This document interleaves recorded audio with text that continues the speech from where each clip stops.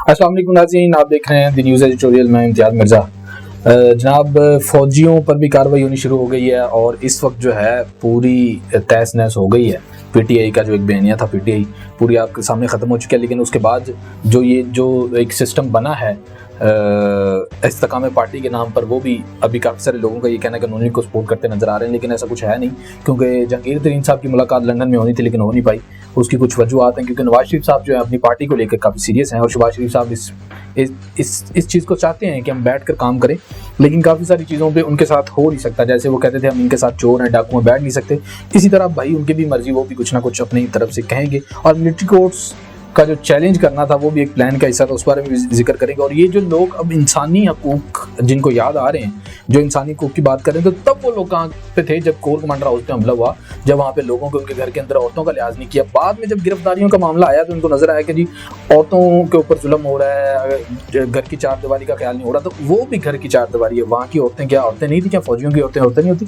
उसके अलावा फौजी अफसरान के खिलाफ जो कार्रवाई, वो आपको बता दें 15 से 18 जो फौजी अफसरान हैं हाई रैंक के, उनके ऊपर कार्रवाई हुई है, उनको निकाल दिया गया जॉब से, और उनके ऊपर मेरा ख्याल आगे इंक्वायरी बैठेगी और एस्टैब्लिशमेंट उनका कुछ ना कुछ फैसला करेगी। तो इस बारे में आज जानते हैं, 2-4 सवाल हैं, टॉप स्टोरीज हैं, वो उनसे बात करेंगे। जवेद खान साहब हमारे साथ इस वक्त स्टूडियो में मौजूद हैं। खान साहब, बहुत शुक्रिया आपके टाइम का। सबसे पहले तो मैं फौजी अफसरान के ऊपर जो खिलाफ वर्जी कार्रवाई हुई है, उस बारे में मैं आपसे जानना चाहूँगा। ज़रा ये बताइएगा कितने अफसरान हैं और उन पे क्या कार्रवाई हुई है, किस तनाजुर के तहत उनको फारिग किया गया? जी, वालेकुम अस्सलाम, इम्तियाज़ साहब, क्या ना ठीक ठाक है जी। जैसे कि मैंने आपको पहले भी बताया था कि ये चीज़ स्टेबल हो गई है कि जिन लोगों ने 9 मई मुल्क के खिलाफ साजिश की थी, उनके खिलाफ कार्रवाई होगी। जी। हमारे आर्मी चीफ ने आज एक बात साबित कर दी और उन्होंने अपना कुलाड़ा चढ़ा दिया। जी। आर्मी चीफ का कुलाड़ा चढ़ गया। उन्होंने अपने मौजूदा ऑन ड्यूटी अफसरान के खिलाफ कार्रवाई करके साबित कर दिया है कि इंसाफ सबके लिए बराबर है। बराबर है जी, बिल्कुल। पिछले 70 साल में जो काम हमारी अदालतें ना कर सकी, अदालतें ना बर वक्त किसी को इंसाफ फराहम कर सकी, ना इंसाफ को लेवल बराबर कर सकी, अमीर के लिए अलग इंसाफ, गरीब के लिए अलग इंसाफ, आज आर्मी चीफ ने वो सब कुछ ख़त्म कर दिया है। उन्होंने आज साबित कर दिया है कि इंसाफ सबके लिए बराबर है, और जो लोग मुल्क के खिलाफ साजिश करेंगे या मुल्क के खिलाफ काम करेंगे, चाहे वो आर्मी पर्सन हो, चाहे वो कोई भी हो, उसके खिलाफ जो सना कार्रवाई होगी उसको काफ़िर किरदार तक पहुँचाया जाएगा। जी। बल्कि अब जो कुछ हुआ है, हमारी अदलिया को भी मुकाम उन्हें सोचना चाहिए कि उन्हें भी आर्मी चीफ के देखते हुए अपनी अदालतों में फैसलों को जो है इंसाफ के बराबर करें। हमारे जो से इदारे हैं, सिविल इदारे हैं, हमारे जो से ब्यूरोक्रेसी है, तमाम लोगों को इंसाफ को बराबर करना पड़ेगा। बिल्कुल ऐसी है सर। ठीक है, ये एक रिवायत चल पड़ी है एक बराबर कि सबसे आम आदमी के ज़हन में था कि आर्मी सबसे सुपीरियर है, आर्मी में कोई जजा सजा नहीं है जी। आर्मी वाले बंदे को किसी किस्म का कोई जो है ना वो नहीं है, वो कानून से बालातर है जी। मगर आज ये बात स्टेबल हो गई है। हाफिज साहब ने ये साबित किया कि ऐसा कुछ नहीं। हाफिज साहब ने साबित कर दिया है कि इंसाफ सबके लिए बराबर है, लेकिन सर जो करेगा वो भरेगा, चाहे वो आर्मी अफसर हो चाहे जो भी हो, भरेगा। कैसी खुशकिस्मती की बात है कि 70 साल में पहला हमारा हाफिज़े कुरान चीफ जस्टिस आया और उसने अपना काम करके दिखाया। बिल्कुल जी, उन्होंने साबित कर दिया है।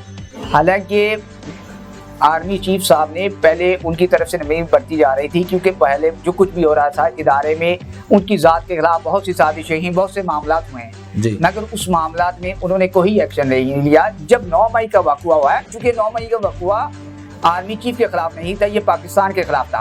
पाकिस्तान की सलामती, पाकिस्तान की बका, पाकिस्तान की इज्जत के ऊपर हुआ है। 14 की कब्रों को जो सना जलाया गया। सर, इसमें तो आपका भी भाई ये जो कार्रवाई हुई है, आपका भी बड़ा इसमें कारनामा है, क्योंकि पिछले तकरीबन हमने 8 प्रोग्रामों के अंदर यही बात की है कि 4000 जो ISI अफसरान, इमरान खान साहब ने फौजी और ISI अफसरान अपनी हुकूमत में उनको करवाया है। तो ये मेरा ख्याल है उसी का ये एक हिस्सा है जिनको बाहर किया गया। सर बस वो हम तो अल्लाह से बंदे हैं, बस वो अल्लाह ये हिदायत देने वाला है सबको, क्योंकि जिसने जो किया वो भरेगा। अच्छा, ये मैं आपसे ये भी जानना चाहूँगा, ये जो मिलिट्री कोर्ट्स को चैलेंज, ये भी मेरा ख्याल है को प्लान का हिस्सा था कि ये एहतजाज हसन साहब को अचानक से क्यों ख्याल आ गया, जबकि 25-26 जो लोग थे इनकी हुकूमत में PTI की, उनको जो है ना मिलिट्री उनके कोर्ट मार्शल किए गए। सब इसके हवाले से भी पहले हमारी डिस्कशन हो चुकी थी। मैंने आपको बताया था कि जो सना ये मिलिट्री कोर्ट्स को चैलेंज किया जाएगा, और ये मिलिट्री कोर्ट्स को चैलेंज करने के पीछे असल वजूहत कुछ और है। जैसे आपको पहले मैंने बताया था, एक 5 का टोला था जिसमें इमरान खान साहब, आजम खान साहब, जनरल फैज अमीर साहब, पिंकी पीरनी और जिस तरह गोगी भट्ट, फरा गोगी प्लस मलिक रियाज इनके सपोर्टर थे। इन 5 के साथ 6 में मलिक रियाज थे। इसी तरह ये जो आर्मी कोर्ट चैलेंज हुई हैं, इसमें आपके इमरान खान साहब प्लस जो जज साहबान साहब जी, ठीक है, तो प्लस मलिक रियाज साहब। इसकी बेसिक वजह है, इसको चैलेंज करने की असल वजह जो है ना वो ये है कि ये 2 केस हाई प्रोफाइल केस चल रहे थे जी, Toshakhana case plus Al-Qadir university trust. इन दोनों केसेस के हवाले से बहुत से मामला चल रहे थे। एकदम से उनको पस पुस्तक डालकर एकदम से आर्मी कोर्ट्स के केस को उठा दिया गया। अब रोज उस पर जो है बहस हो रही है, उस पर हो रही है, जबकि वो केस बैकफुट पे चले गए। लेकिन सर इसकी जरूरत क्यों पेश आई मिलिट्री कोर्ट्स को बनाने की? मिलिट्री कोर्ट्स की जरूरत इसलिए पेश आई है कि आपके सामने आज 50 दिन प्लस हो गए हैं, ठीक है, और जिन लोगों को जो भी लोग 9 मई के वक़्वात में शामिल थे, उन लोगों के तमाम जो वक़्वात हैं, जो कुछ उन्होंने किया, सब कुछ कैमरों में भी मौजूद है, आपके पास रिकॉर्ड में मौजूद है, उनका सब कुछ का सबूत पड़ा हुआ है जी। बिल्कुल। उन सबूत के बावजूद supreme court, high courts, civil courts, यहाँ तक कि सिविल कोर्ट्स ने भी बगैर किसी एक सिंगल पर्सन का ट्रायल करने के बगैर उनकी जमानतें लेते रहे और उन्हें छोड़ते पड़े। सर वो जो नहीं इसकी वजह से जो सना अफवाज के दरमियान में गुस्सा और गम पाया जाता था कि वो लोग जो हमारी फौज 24 घंटे हमारी बॉर्डरों में खड़े होके वो हमारे लिए काम कर रही हैं, तो इसमें सुबह शाम करके वो इसमें तो बाज़ सब जो अदलिया हमारी बड़ी बाइस सी नजर आ रही है। सब ये बड़ी अदलिया फेवरेटिज्म पे काम कर अदलिया तो जो है ना वो काम कर रही है। मैंने आपको पहले कहा था, जिस तरह इदारों में एस्टेब्लिशमेंट में बंदे रखे गए, उसी तरह अदालतों में भी ये वही लोग हैं जो इमरान खान साहब के लिए पिछले 10 साल से भर्ती किए गए थे, ठीक है, उनकी अमा पे आए थे। अब वो जाहिर है वो इस चीज को कर रहे हैं, लेकिन इस बात का सबूत नहीं है ना जो बात आप कर रहे हैं। सर सबूत क्यों नहीं है? आप रिकॉर्ड खोल के चेक कर रहे हैं, कितने कितने जज को जो है ना प्लस माइनस करके लाया गया है, नीचे से ऊपर लेके आया गया है। इसलिए अभी मौजूदा जो 5 जज साहबान सुप्रीम कोर्ट में बैठे हुए हैं, ये वो जज साहबान हैं जिन्होंने आगे चीफ जस्टिस बनना है जी। तो ये वो लोग अपनी बका की जंग लड़ रहे हैं। अच्छा सर, मुझे ये अदलिया और जो है ना वकला भी बड़े बेचैन से नजर आ रहे हैं, इनकी नींदें हराम हुई हैं। इसकी वजह क्या है कि कोर्ट मार्शल का जो हाफिज साहब का जो रुख है वो इनकी तरफ तो नहीं हो गया? तोपों का रुख एक तो जाहिर है, जिन लोगों ने जो कुछ किया है उसमें आपको पहले मैंने बताया था जज साहबान 20 से 22 जज साहबान के नाम भी हैं, उसमें इसी तरह के बहुत से लोग हैं, बहुत से ब्यूरोक्रेट्स हैं, बहुत से वकला भी हैं, बहुत से लोग हैं। मगर ये सारा कुछ एक अपनी तरफ है। मगर ये जो हो रही है अब हमारे यहाँ पे बहुत से लोगों की, जैसे चीफ जस्टिस पाकिस्तान हो गए, सुप्रीम कोर्ट के बाकी जज साहबान हो गए हैं, सीनियर वकला एतजाज असद साहब, लतीफ़ खोसा साहब, उनकी रातों की नींदें हराम हो गई हैं कि इंसानी हकूक़ की खिलाफ वर्जी हो रही है। ठीक है, मेरे एक छोटा सा उनसे सवाल है तमाम लोगों से कि जब ये 9 मई के ये सब कुछ होता रहा, पिछले 1 साल से इमरान खान, उनकी पार्टी, पूरे मुल्क को उन्होंने जो सना अफरा तफरी फैलाई हुई थी, सड़कें ब्लॉक करना, लोगों को मारना, गालम गलोच करना, लोगों की इज्जतों के साथ खेलना, ठीक है, पुलिस के ऊपर हमले करना, इदारों के ऊपर हमले करना, ठीक है। उस वक्त तो इन्हें कोई उनमें से किसी की इंसानी हमदर्दी नहीं जागी, ना तो किसी वकला के पे वो आई, ना ही किसी जज को जो है ना इंसानी हकूक़ का ख्याल आया। इसके अलावा पिछले 70 साल से लाखों केसेस हमारी अदालतों में इल्तवा का शिकार हैं। लेकिन ऐसे केसेस भी हैं जिन केसेस में बाकायदा तौर पर लोगों को फांसी की सजा दी गई है, उसके बाद साबित हुआ है कि वो बंदा बेकसूर था। अदलिया का ये हाल है। मैं आपको एक छोटा सा किस्सा सुनाता हूँ। यहाँ पे फूल नगर वाली साइड पे एक लड़का था, नौजवान लड़का था, उस पे एक छोटा सा केस तो बड़ा था, लेकिन वो एक इल्ज़ाम की सूरत में उसके ऊपर लगाया गया किसी बच्ची के साथ को ज़बरदस्ती के चक्कर में। सर वो देखें कि उसको 14 साल की सज़ा हुई, जिसके बाद 8 साल उसके पूरे हुए और वो रिहा हो गया। क्यों 8 साल उसने जेल में काटे और बाद में पता चला कि ये बंदा तो बेकसूर है। अब समझ नहीं आता, जो 8 साल उसने ज़िंदगी के वहाँ काट लिए वो अदलिया देगी, इस मुल्क की आवाम देगी।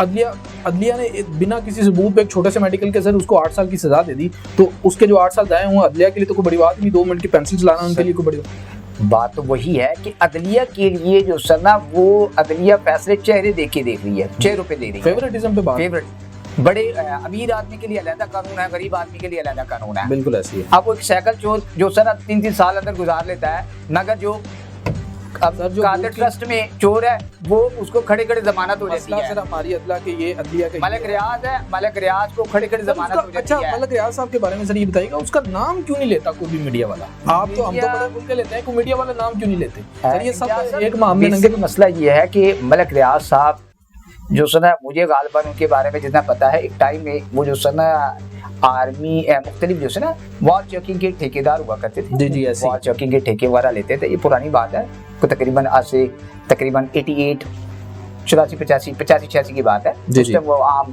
जो से ना वॉल चेकिंग के ठेके वगैरह लेते थे। ठीक है। मगर उनके ऊपर आशीर्वाद आया, फिर आहिस्ता आहिस्ता वो लैंड उन्हें दी गई, मामला चलते रहे। आज अब वो आदमी मलिक रियाज हुसैन खरबपतियों में उसका शुमार होता है। ऐसे ही है सर, ठीक है। जहाँ जाए जहाँ उसकी मर्जी से फैसले हो रहे हैं यहाँ पे। उनकी बकौल मलिक रियाज साहब के इदारों में 70% लोग उनके हम ख्याल होते हैं। हम ख्याल क्या ताबेदार होते हैं सर। इसके अलावा अदलिया के भी नाम उन्होंने लिए हैं, सहाफियों के भी नाम लिए हैं। सहाफियों को सर माजरत से हम गरीब लोग हैं, 2 वक्त की रोटी मुश्किल से कमाते हैं, मगर जो भी कमाते हैं इसके हलाल कमाते हैं। अच्छा सर, जाते जाते बात पूरी होने दे। जी जी। जो भी कमाते हैं इसके हलाल कमाते हैं। जी जी। ये वो लोग हैं जिनको मलिक रियाज ने उनको गाड़ियां, किसी को लैंड क्रूजर ले दी है, किसी को बैरियर टाउन में प्लॉट दे दिए हैं, 2-2 करोड़ 4-4 करोड़ रुपए के प्लॉट दे दिए हैं। इसी तरह जज साहबान के भी उसी लिस्ट में नाम है, इसी तरह ब्यूरोक्रेट्स के भी नाम है। तो किस तरह कोई बंदा उनके खिलाफ बात करेगा? बिल्कुल है। अच्छा सर, जो बंदा बात करता है उसको उसका मुआवजा मिल जाता है, उसको गिफ्ट कर दी जाता है, उसको गिफ्ट मिल जाता है, वो गिफ्ट पे चुप कर जाता है। अच्छा सर, जाते जाते अब आखिरी पैगाम दीजिएगा जनाब चीफ जस्टिस साहब को कि ये जो उन्होंने किया है, अब तो क्योंकि हाफिज साहब भी अब आर्मी बस अब हाथ धर चुकी है कि बस जी बस खत्म हो गया, हाथ खड़े कर दिए, अब फैसला होके रहेगा। तो अब भी चीफ जस्टिस साहब बार बार वही कह रहे हैं सिविल कोड ये वो। अब आखिरी को आप मशवरा देना चाहते हैं चीफ जस्टिस साहब को कि अब बाज आ जाएं? अब चीफ साहब के हाथ से बात निकल चुकी है, अब बहुत देर हो गई है। मतलब अब करने से चीफ जस्टिस साहब जो चाह रहे थे ये तब होता जब ये 9 मई का वक्त हुआ था, तब वो एक्शन लेते, वो सोमोटो लेते और वो कोर्ट्स को कहते कि जो लोग इस वक्फे में मुलव्वस है इस सब के ट्रायल किए जाए, ट्रायल किया जाए। ट्रायल के बाद उनकी जमानत बनती है तो दे, नहीं बनती तो ना दे। अगर ये काम वो कर लेते तो सिविल कोर्ट्स वाला मसला क्लियर था जी। मगर अब टाइम गुजर चुका है। जो 45 दिन इसी चक्कर में दिए गए थे कि अदालतें क्या करती है, अदालतें फैसले करें, कानून के हिसाब से फैसला करें।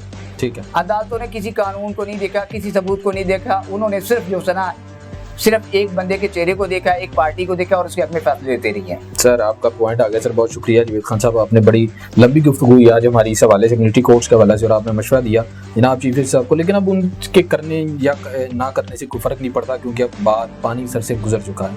लेकिन देखते हैं आगे क्या बनता है। बहुत शुक्रिया, खुदा हाफिज़।